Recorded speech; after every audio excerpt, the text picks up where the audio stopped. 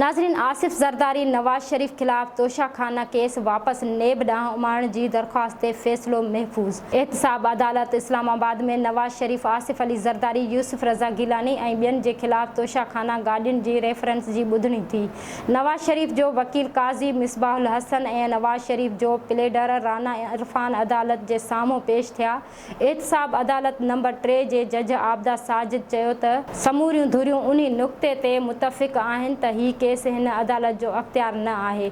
सदर आसिफ अली ज़रदारी जे वकील फारूक एच नाइक नेब तरमीमी कानून अदालत जे साम्हूं पढ़ी चयो त नेब तरमीम खां पोइ ही केस हिन अदालत जे अख़्तियार जो नथो बणिजे। ही केस 90.5 मिलियन जो आहे, जेकी 500 मिलियन खां घटि बणिजनि था।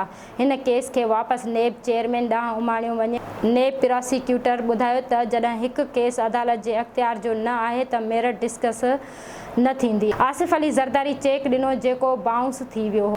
आसिफ अली ज़रदारी जो केस FIA ॾांहुं उमाणियो वञे। नवाज शरीफ जो केस धार हूंदो ऐं आसिफ अली ज़रदारी जो केस धार हलंदो।